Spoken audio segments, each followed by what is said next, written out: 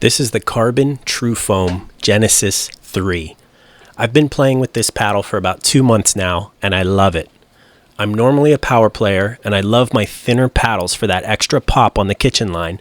I aim right at their feet, there's nothing they can do about it. But I also love to spin and cut the ball, which thinner paddles don't really lend themselves to.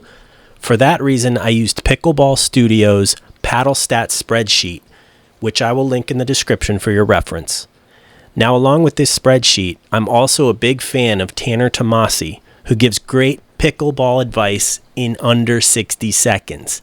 And he uses the CRBN TRUFOAM Genesis 3. So I checked the spreadsheet and saw the CRBN TRUFOAM 1, 2, and 3 were all in the top 8 of the paddles generating the highest spin RPMs. Well, that was all I needed, so I placed my order. Now, as far as balance goes, the weight of the paddle, when I first unwrapped the paddle, I admit I was very concerned about the weight distribution. For some reason, to me, it felt very front heavy. It felt like 95% of the weight of this paddle was from the neck of the handle upward. The grip to me felt almost non-existent. It was very light, very hollow. The paddle overall is very high quality. I was just very worried it would feel like swinging a hammer around. But I'm an overthinker, and I've been told I tend to catastrophize things. So when I actually got out onto the court to use it, it wasn't that bad. I have a feeling that since I mostly use thinner paddles, I'm just not used to the normal weight distribution of a thicker paddle. However, a few weeks after playing with it as is, I decided to add a Hexacore carbon grip and wrapped it with gamma tape. This added a little more weight to the handle and balanced the feel for me.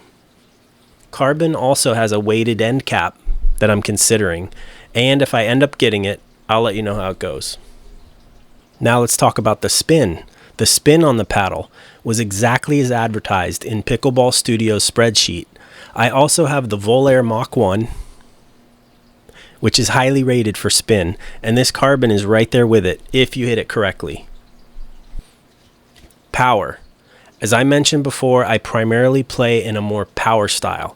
That means I'm usually not dinking, which upsets a lot of people, but I just have more fun with different shots than just dinks.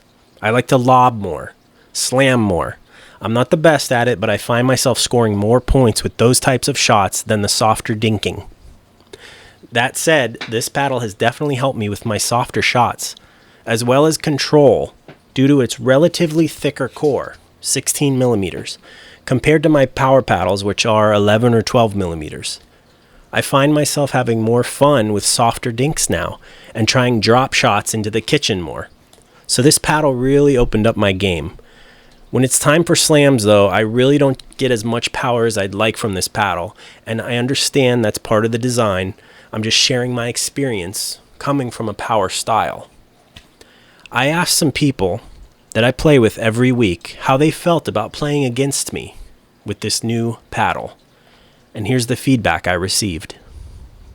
Bill thinks my lobs are definitely much higher, and he says he fears each game because of their blinding power from the court lights above.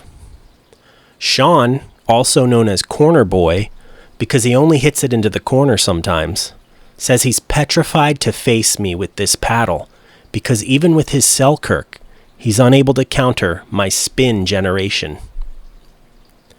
Richie had no comment until I threatened to publish a compilation of his gobbler shots.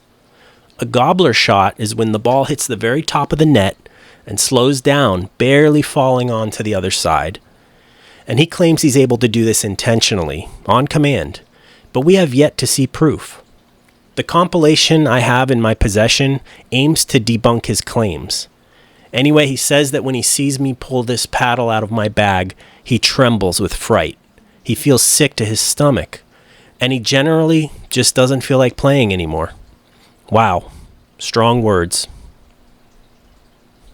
Now that's going to do it for the paddle review, but I did want to share a story about CRBN's customer service, which was excellent, in my opinion. I ran into one wrinkle during my purchase process online, and that was paying extra for the expedited shipping, but not receiving the item within the promised time frame. I placed my order on a Thursday, May 8th, It was right before Mother's Day weekend, so I'm not sure if that had anything to do with it, but I didn't actually receive the paddle until May 16th, which was the 7th business day after placing the order. CRBN promises 2 to 3 business days for the expedited option, which I selected because I wanted to get this paddle in time for my next pickleball game. Needless to say, I was disappointed they missed my deadline. The good news about this story is that CRBN redeemed themselves by refunding me the expedited shipping cost, which was about $15 with the insurance protection. To me, this type of customer service made up for the lost time. I could see in the shipment tracking history that CRBN got my paddle out the door the very next day. So even though the delivery delay was in the hands of the post office, CRBN stood by their customer and made it right. For this reason, when I recently ordered the CRBN Pro Team backpack, I once again selected expedited shipping because even if the bag doesn't get here on time, I know CRBN has my back on the refund. And as I was recording this video, I received notification that my bag was shipped once again within 1 business day of placing the order. Let's hope UPS stays on schedule this time. Thank you all for watching this review. Keep an eye out for the next one.